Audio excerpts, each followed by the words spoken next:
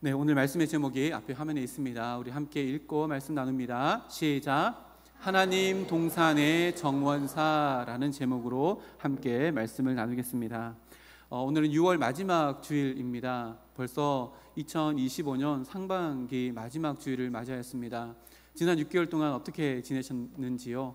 우리 옆에 있는 분들과 이렇게 한번 인사해 볼까요? 상반기 동안 수고 많으셨습니다. 인사하겠습니다. 3분 이상 인사합니다. 상반기 동안 수고 많으셨습니다. 수고 많으셨습니다.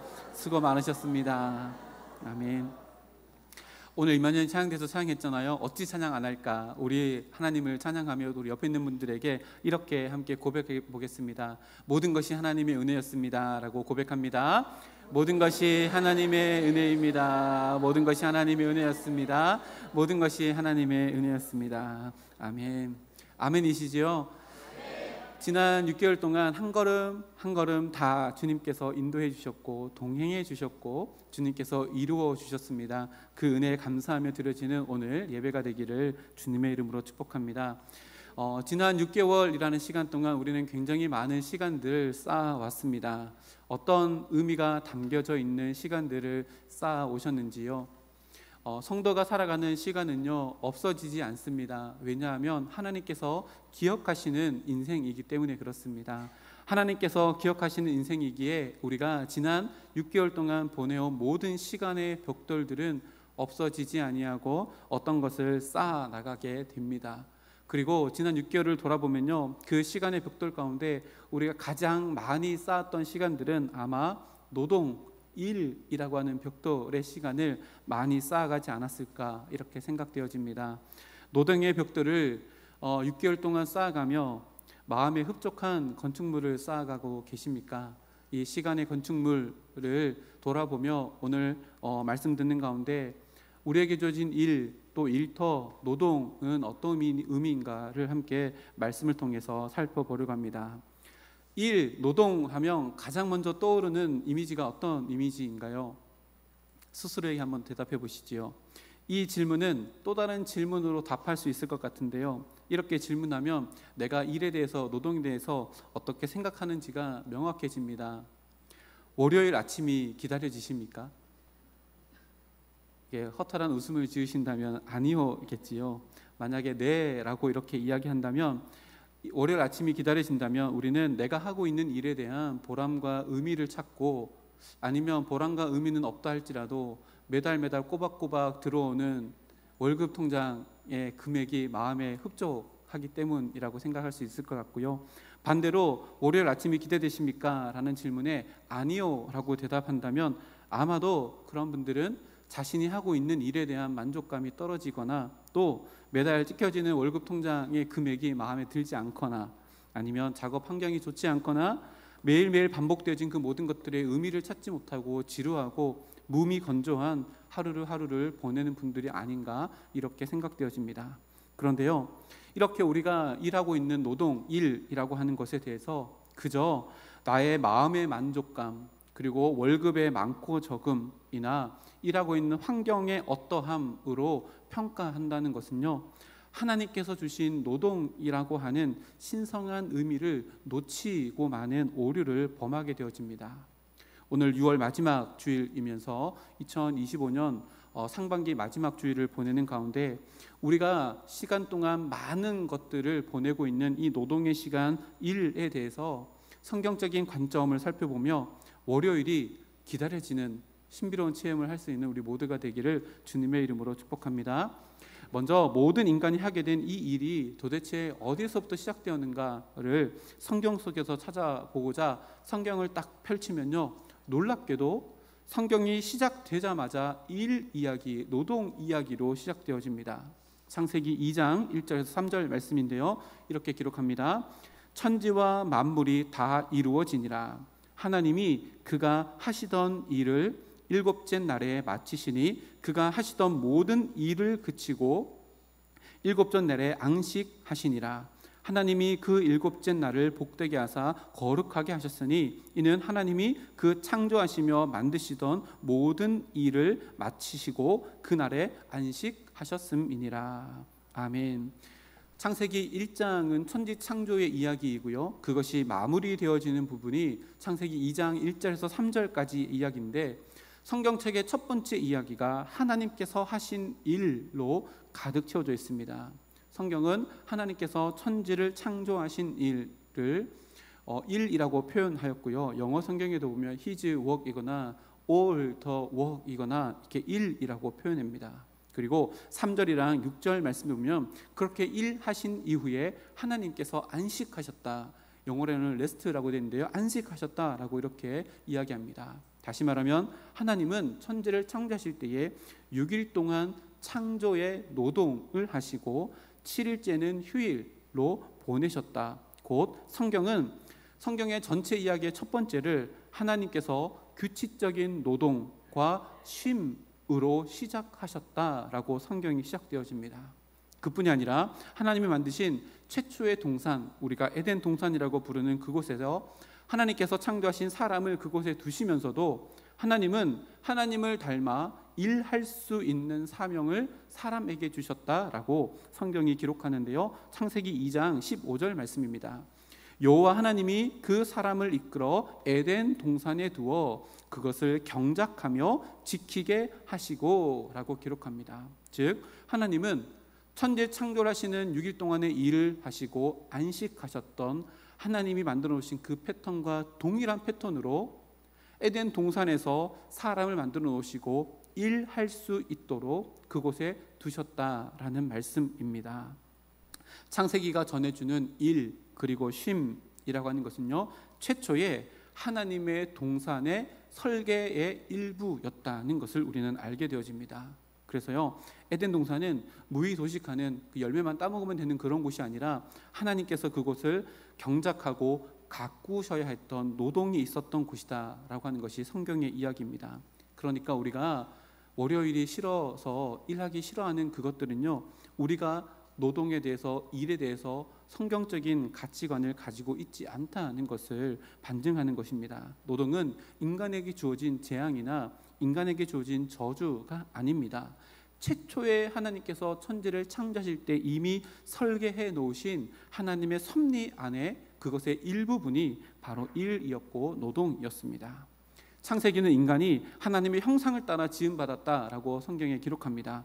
근데 그 하나님의 형상을 따라 지음받은 인간, 하나님의 형상이 어떤 것이냐면 하나님은 창조주 하나님, 곧 일하시는 하나님이시고 그 형상을 따라서 지음받은 우리도 신성한 하나님의 일에 참여하는 자로 우리를 부르심을 받았다라는 것이 성경의 노동, 일에 대한 가치관입니다. 쉼도 마찬가지입니다. 하나님은 쉼이 필요 없으신 분이십니다. 그러나 천지창조 6일 동안의 일을 하시고 7일째 하루를 쉬셨다라고 하는 것은 우리를 위한 하나님의 창조의 설계라는 것을 우리는 알게 되어집니다. 그렇게 인간은 하나님 동산의 정원사로서 하나님의 창조의 섭리 안에서 마음껏 노동하며 하나님께서 주신 에덴 동산을 경작하며 하나님이 누리셨던 창조의 기쁨과 만족, 보시기에 심히 좋았다라고 하는 그 감탄사를 연발할 수 있는 일을 부여받은 사명자라는 것이 성경의 이야기입니다. 우리에게 주어진 일상도 마찬가지입니다. 우리에게 주어진 일상은요, 아담에게 주어졌던 에덴 동산입니다. 곧 하나님께서 주신 이 가정, 일터, 사업장, 회사, 공부하는 자리, 취업을 준비하는 자리, 그 모든 것들은 하나님께서 나에게 노동을 통해서 경작하라고 맡겨주신 하나님의 정원이라는 의미입니다. 우리는 그 정원을 가꾸는데요, 하나님의 정원의 정원사로서 하나님께서 창조해 주신 창조의 설계대로 그 정원을 가꾸어야 하는 기쁨을 누릴 수 있고 만족을 누릴 수 있는 하나님 정원의 정원사라는 것이 바로 성경에서 말하는 일에 대한 개념입니다. 오늘 본문 말씀에 보면요, 우리와 동일한 사명을 받은 한 사람이 등장합니다. 바로 청지기라고 소개되는 사람인데요, 1절 말씀 보니까 어떤 부자에게 청지기가 있었다라고 이렇게 기록합니다. 이 청지기라고 하는 직분에 대해서 조금 알아볼 필요가 있는데요, 이 청지기는요, 단순한 노예나 단순한 종이 아닙니다. 원어 성경에 보면 다스리는 종이라고 하는 의미를 가지고 있는 것이 이 청지기인데요, 이 청지기에게 주어진 일이 뭐냐면 주인의 재산을 마치 자기의 재산인 것처럼 관리할 수 있는 만큼의 권위와 지위를 가지고 있는 종이 오늘 본문에 나오는 청지기라고 하는 직분입니다. 그래서 이 청지기에게는요, 주인의 재산은 하나님께서 이 청지기에 맡겨놓으신 하나님의 동산이라고 표현할 수 있습니다. 그래서 주인의 뜻에 따라서 이 주인의 재산을 하나님의 동산처럼 경작하고 지켜내고 가꾸어 나가는 것이 이 청지기에게 주어진 사명이었습니다. 그런데 어느 날 주인에게 소문이 들려옵니다. 이 청지기가 주인의 소유를 낭비한다는 소문이었습니다. 이제 주인이 청지기를 부릅니다. 2절 말씀인데요, 내가 너의 이야기를 듣게 되었는데 어찌 된 일이냐? 이제 더 이상 너는 그 일을 맡길 수 없다. 너에게 맡길 수 없다. 그러니 지금까지 했던 일들을 잘 정리해서 가지고 와라 라고 하고 해고 통보를 합니다. 그러자 청지기가 속으로 생각합니다. 3절 말씀 보면요, 야, 큰일이다. 이제 주인이 내 자재를 빼앗으려고 하는데 어떻게 하면 좋을까? 땅을 파자니 나는 힘이 없고 빌어먹자니 창피해서 못하겠고 어떻게 하면 좋을까? 그렇게 곰곰이 이 청지기가 답을 찾아 나갑니다. 그 답을 바로 4절에서 7절까지 이야기인데요, 4절에 보니까요, 이 청지기는 자기가 이 자리에서 쫓겨난 이후에도 다른 사람들에게 내가 영접할 수 있는 방법을 찾습니다. 여기서 사람들이 나를 영접한다라고 하는 원어의 의미를 보면요, 그 사람이 나를 고용해서 나에게 일자리를 줄 수 있다라고 하는 의미입니다. 그래서 그것을 방법을 찾고 이제 곧바로 실행을 옮깁니다. 왜냐하면 이 청지기에는 지체할 시간이 없기 때문입니다. 얼마만큼의 시간이 있어요? 주인이 이 청지기에게 그동안에 했던 장부들을 정리할 시간만큼의 기회의 시간밖에 이 청지기에게 없었습니다. 그래서 이 청지기는 이 짧은 시간을 이용해서 일을 하기 시작하는데요, 5절 말씀을 보니까 이 청지기가 주인에게 빚진 자들을 일일이 한 사람 한 사람씩 다 정가를 보내서 부릅니다. 그리고 먼저 온 사람부터 차례대로 이런 일을 하기 시작하는데요, 빚진 자에게 물어봅니다. 너는 얼마를 내 주인에게 빚졌느냐? 빚진 자가 이야기합니다. 네, 저는 기름 100마를 빚졌습니다. 여기서 말하는 기름은요, 감람나무의 기름을 의미합니다. 그리고 100마는 찾아보니까 2300리터 정도가 된다고 합니다. 이 감람나무는요, 식용으로도 쓰고 또 종교 의식에도 쓰고 밤에 불을 밝히는 기름으로도 쓰는 이스라엘 백성들에게 있어서는 가장 보편적으로 쓰는 기름인데요, 이 2300리터 정도 100말이 되는 기름은 감람나무 150그루에서 나오는 감람나무 열매를 가지고 만들 수 있는 양이라고 합니다. 그리고 그 값을 환산하면 1000데나리온 정도 된다고 합니다. 1000데나리온, 1데나리온이 이스라엘 백성들의 하루 품삯이었습니다. 그러니까 1000일에 해당하는 품삯인데요, 우리로 따지면 한 3년 정도의 연봉이 되어지는 적지 않은 금액입니다. 근데 이 청지기가 100마리나 기름을 빚진 이 빚진 자, 채무자에게 채무 증서를 내밀면서 야, 앉아서 빨리 이 증서에 100이 아니라 50이라고 고쳐 써라 라고 이야기합니다. 그리고 이 빚진 자가 돌아가고 또 다른 채무자가 옵니다. 야, 너는 얼마나 내 주인에게 빚졌느냐? 네, 저는 밀 100석을 빚졌습니다. 그러니까 이 청지기가 또 그 사람에게 채무 증서를 내밀면서 야, 이제 100석이 아니라 80석이라고 고쳐 써라 라고 하고 채무 증서를 내뭅니다.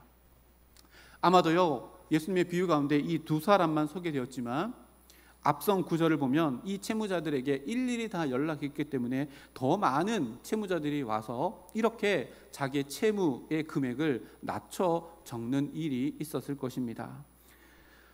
이 청지기는요, 찾아온 채무자들을 어찌된 용문인지 모르지만 그들에게 아주 기분 좋은 일들을 행하고 그들을 돌려보냅니다. 그리고 이 청지기는요, 곧 해고 당할 것을 이 빚진 자들은 모릅니다. 이 채무자들이 왜 청지기가 갑자기 이런 일을 하는지 전혀 모르지만 돌아가는 발걸음에서 이 빚쟁이들에게는 어떤 이미지가 있었을까요? 아, 주인이 우리들에게 이렇게 선을 베푸는구나 라고 하고 생각하며 돌아갔을 겁니다. 자, 여기서 가만히 한번 생각해 보십시다. 이 청지기는요, 주인의 돈을 낭비한다고 주인에게 해고 통보를 받고 있는 상황입니다. 채무자들은요, 이 상황을 모릅니다. 그런데 못 받은 돈을 다 받아놓고 장부를 정리해서 주인에게 갖다 주어도 모자랄 판에 지금 그 채무를 탕감해 주는데 주인이 모르게 탕감해 줄 뿐더러 지금 이 사람은 해고 직전에 있는데 이거 채무 증서를 바꿔 쓴다는 것은 채무자 입장에서는 영문도 모르고 이 청지기와 청지기가 짓는 죄에 공범이 되어지는 엄청난 죄를 지금 범하고 있다라고 우리가 해석할 수 있습니다. 왜냐하면 주인에게 그만큼 재정적인 큰 해를 입히고 있는 상황이기 때문에 그렇습니다. 그래서 이제는 이 청지기가 해고당할 것이 아니라요, 죄를 묻고 재판을 통해서 감옥에 가게 될 일을 하는 것처럼 보여집니다. 도무지 이해가 되지 않는 상황입니다. 그런데요, 이 예수님의 비유는요, 반전에 반전을 거듭해서 8절 말씀 보면 더 놀라운 말씀이 나오는데 우리 앞에 화면에 있습니다. 우리 함께 읽어보겠습니다. 주인이 이 옳지 않는 청지기가 일을 지혜 있게 했으므로 칭찬하였으니 이 세대의 아들들이 자기 시대에 있어서는 빛의 아들들보다 더 지혜로움이니라. 아멘. 이 8절 상반전에 붉은색 글씨를 보면요, 도무지 이해가 안 됩니다. 예수님의 비유 속에 나오는 이 주인이 왜 이렇게 이야기했을까? 주인이 생각하기로 이 청지기는 옳지 않은 청지기입니다. 이것은 과거형이 주는 정체성이죠. 이 사람이 주인의 소유를 낭비했기 때문에 옳지 않는 청지기이지만 지금 이 짧은 시간에 행한 일에 대해서는 지혜 있게 행하였으므로 칭찬했다라고 하는 이야기입니다. 근데 이것이요, 가만히 생각해 보면 잘 이해가 되지 않습니다. 상식적으로 생각해 보면 이 청지기는 주인에게 더 큰 경제적인 손실을 입히는 일을 했습니다. 칭찬이 아니라 옥살이 해야 되는 상황을 만들었음에도 불구하고 주인이 칭찬을 합니다. 이 청지기가 한 일, 손해되는 일을 또 잘못한 일, 어리석은 일이라고 말하지 아니하고 지혜 있는 일이라고 이야기합니다. 칭찬 또 하시고 그 일이 참 지혜로운 일이다 라고도 이야기합니다. 이 비유가요, 굉장히 어려운 비유 중에 하나입니다. 어디서부터 풀어가야 할까요? 첫 번째는요, 가장 먼저 이 비유를 풀 수 있는 첫 번째 실마리는요, 이 청지기라고 하는 직분을 조금 더 깊이 이해하면 이 부분을 조금씩 풀어갈 수 있습니다. 좀 전에 제가 청지기는 지금 주인의 재산을 자기가 관리하는 직책이라고 이야기했습니다. 근데요, 우리가 생각하는 것보다 더 많은 권한이 이 청지기에게 있었는데 어떤 권한이냐면 주인이 맡겨놓으신 이 재산을 관리함에 있어서 이 청지기에는 주인의 동의 없이 이 재산을 어떻게 활용할 것인지에 대한 결정권을 가지고 있는 자율성이 이 청지기에게 있었습니다. 이 권한을 가지고 오늘 본문을 다시 보면요, 즉 이 청지기가 주인에게 빚진 자들을 불러가지고 채무 증서를 수정하게 한 것은 잘못된 죄가 아니라 이 청지기에게 부여된 권한 중에 하나인 자율성을 활용한 사례입니다. 그러니까 자율성 안에서 창의성을 발휘해서 채무 증서를 더 낮은 금액으로 쓰는 것, 이것은 죄가 아니라 이 청지기에게 맡겨진 권한, 자율성을 활용한 예라고도 이해할 수 있는 부분입니다. 그러면요, 한 가지는 해결됐습니다. 이것은요, 죄를 짓는 일이 아니라 청지기에게 맡겨진 권한 안에서 마음껏 자율성을 누리며 주인의 이익을 도모한 결정이었다라고 우리는 이해할 수 있습니다. 여기까지 잘 따라오고 계시죠? 그러면 왜 이 청지기가 한 행동이 지혜롭고 칭찬받는 일일까? 에 대해서는 우리가 아직 풀려지지 않았습니다. 이 일은 주인에게 분명히 재정적으로는 손해를 입히는 일이라는 것은 자명한 일입니다. 그런데 왜 칭찬받아야 하고 지혜롭다라고 이렇게 평가받을 만한 일일까? 자, 이 부분은요, 1절 말씀에 다시 보면 소유를 낭비한다 라고 하는 이 표현이 어떤 의미를 가지고 있는가를 풀면요, 이것이 해석되어집니다. 이 청지기가 어떻게 주인의 소유를 낭비하고 있었을까요? 오늘 되어지는 이 상황들을 보면요, 이 청지기는 채무자들을 불러다가 채무 증서가 쓰여져 있고 그 모든 것들을 다 한번 살펴보면 이 청지기는 채무액이나 그것을 기록해 놓은 채무 증서 같은 것들을 잘 관리하고 있었다라는 것을 우리가 알게 되어집니다. 다시 말하면요, 이 청지기는 재정적인 부분에 있어서는 주인에게 해가 되어지지 아니한다, 그런 일들을 해왔다라고 우리는 충분히 이해할 수 있습니다. 그래서요, 이 청지기가 낭비한 것은요, 재정적인 부분, 돈 부분이 아니라 주인의 소유에 포함된 다른 어떤 것에 대한 낭비라는 것을 우리는 알게 됩니다. 그러면 그것이 뭘까요? 이 주인이 청지기에 대한 소문을 들었는데 자기의 소유를 낭비한다라는 소문을 듣게 됩니다. 그리고 청지기를 불렀지요. 그리고 청지기가 해오던 일에 대해서 정리할 시간을 주고 명령을 합니다. 그런데 이 청지기는 주인의 말에 일절 대꾸를 하지 않습니다. 오늘 본문에 보면 예수님의 비유 가운데 이 청지기가 주인님, 제가 언제 주인님에게 손해를 입혔습니까? 라고 이렇게 일절 대꾸를 하지 않습니다. 그 말은 뭘 의미할까요? 이 청지기도 자신의 잘못을 인정할 수밖에 없는 일을 행하고 있었다는 것을 우리가 알게 되어집니다. 자, 그러면 이 청지기가 잘못하고 있었던 것이 무엇일까요? 재정적인 문제가 아니라면 도대체 어떤 문제일까요?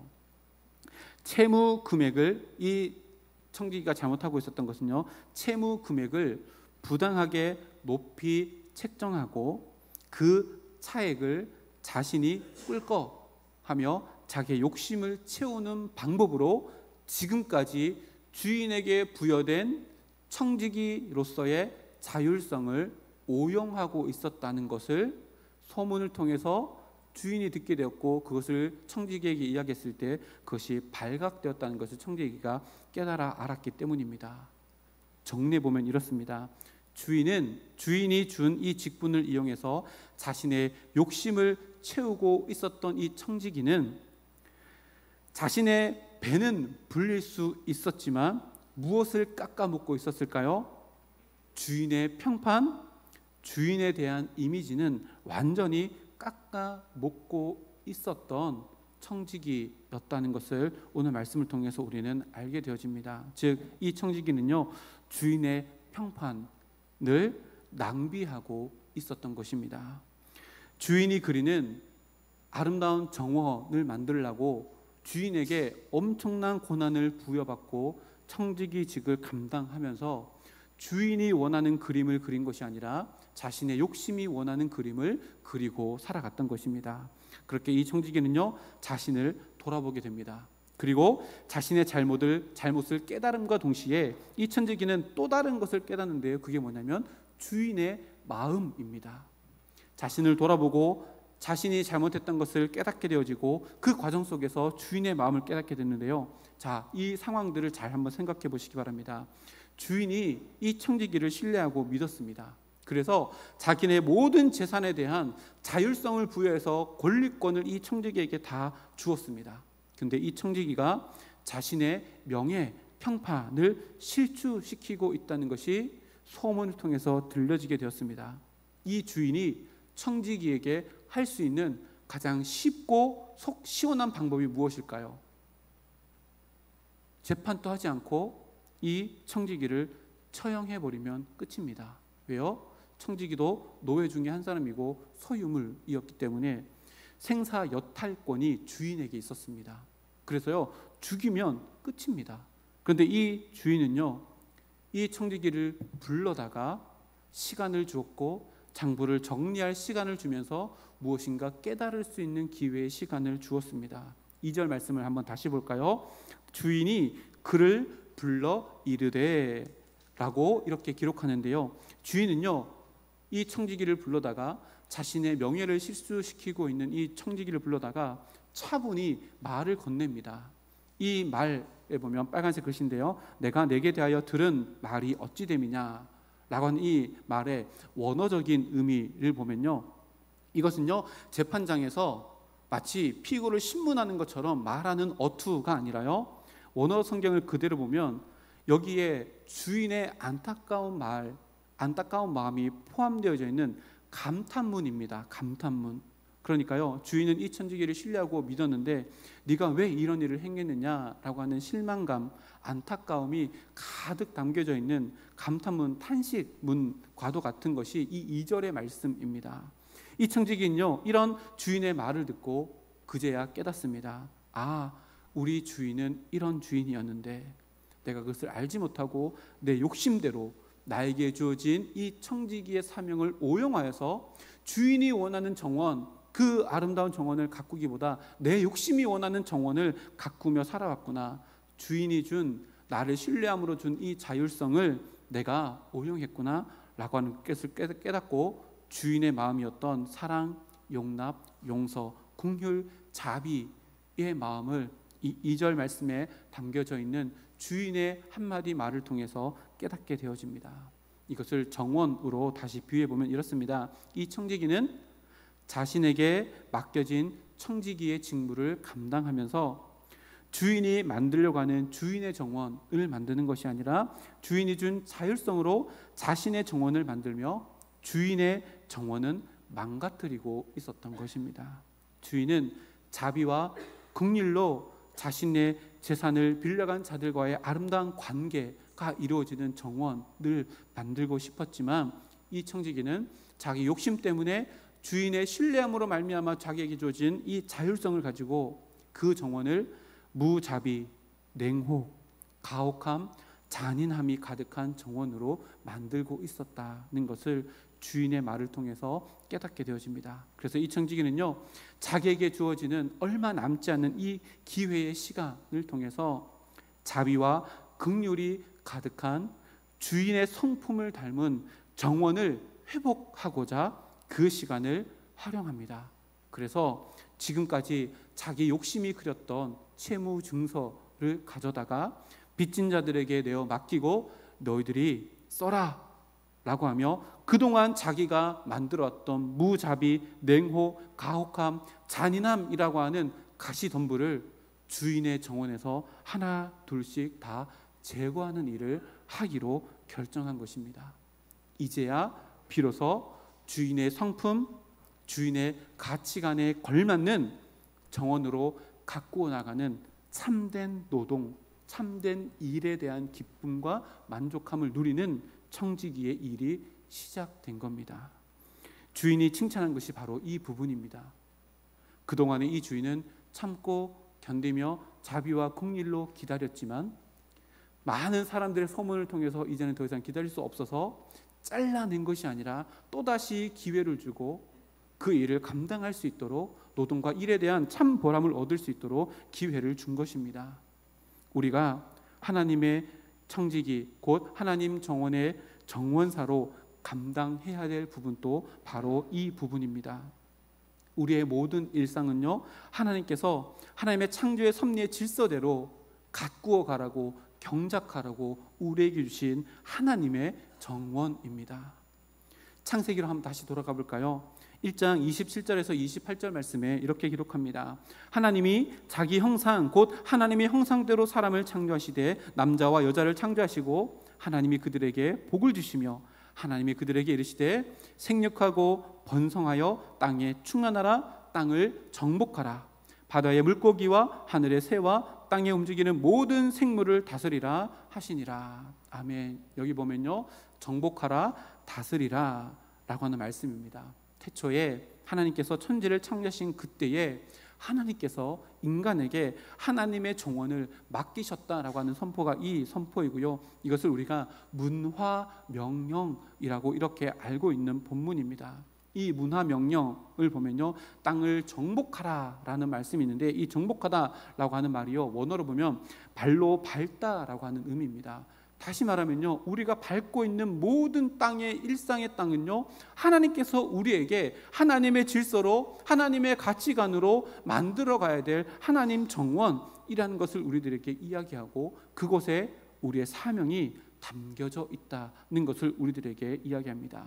곧 하나님은요, 이 세상을 하나님의 정원으로 가꾸어 나가시기 위해 우리를 하나님 나라의 정원의 정원사로 부르셨고 우리에게 자율성을 부여해 주셨고 권한을 부여해 주셔서 내가 속한 모든 일상의 자리를 하나님의 창조의 섭리의 질서 안에 그것을 통해서 경작해서 어떤 걸 만들어 나가는 거요? 하나님의 문화를 만들어가는 사명자로 우리를 부르셨다는 것이 바로 오늘의 말씀이고, 예수님의 비유에 등장하는 청지기에게 또 우리에게 부여된 사명이라는 것을 우리들에게 이야기합니다. 그래서요, 우리의 일터는요, 단순히 돈벌이를 위한 자리, 그 이상의 의미를 담고 있다는 것을 기억해야 합니다. 우리의 모든 일터는요, 내 욕망을 채워가는 자리가 아닙니다. 더 놀라운 의미가 담겨져 있습니다. 우리의 일터는 하나님께서 나에게 맡겨주신 자리이며 하나님 정원으로 가꾸어 나아가야 될 사명의 자리라는 것을 오늘 본문이 우리들에게 이야기합니다. 이런 마음으로 살아갈 때요, 우리는 일에 매몰당하지 않을 수 있고요, 우리에게 주어진 일에 중독되지 않을 수 있습니다. 일을 하게 되면 우리에게 세상이 무엇을 줍니까? 돈을 주지요. 돈을 얻기 때문에 일에 중독되어질 수 있습니다. 그러나 그 모든 것들에 대해서 해결되어질 수 있고요, 이 일에 대한 성경적인 가치관을 가지고 있는 자들만이 일을 하면서 매너리즘에 빠지거나 몸이 건조하게 반복되어진 일상을 살지 않을 수 있습니다. 우리가 일하는 모든 일터는요, 하나님의 창조의 질서를 세워나가는 곳이며 하나님이 기뻐하시는 정원을 만들어 가야 할 곳입니다.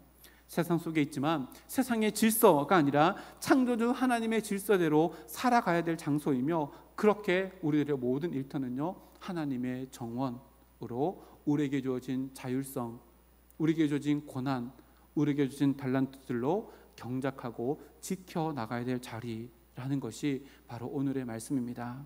이 말씀을 마음 가운데 깊이 새기고 오늘이 다 가기 전에 또다시 이 말씀을 묵상하면서 이런 놀라운 일이 있었으면 좋겠습니다. 월요일이 기다려진다.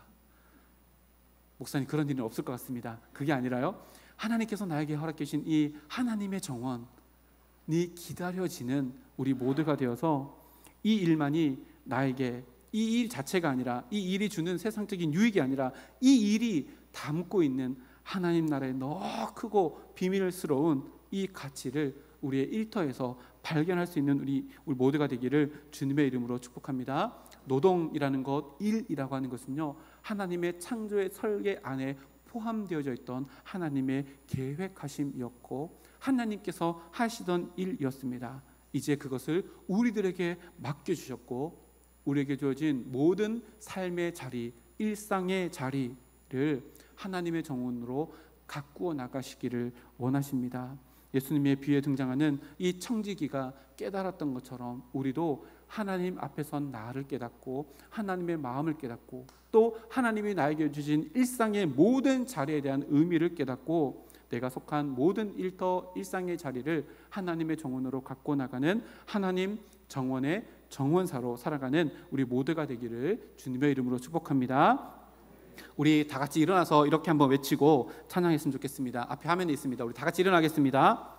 다 같이 일어나서 힘차게 앞에 있는 거 외치고 세상 가운데 나아가겠습니다. 시작. 하나님 동산의 정원사로 일터를 하나님의 동산으로 가꾸어 갑시다. 아멘.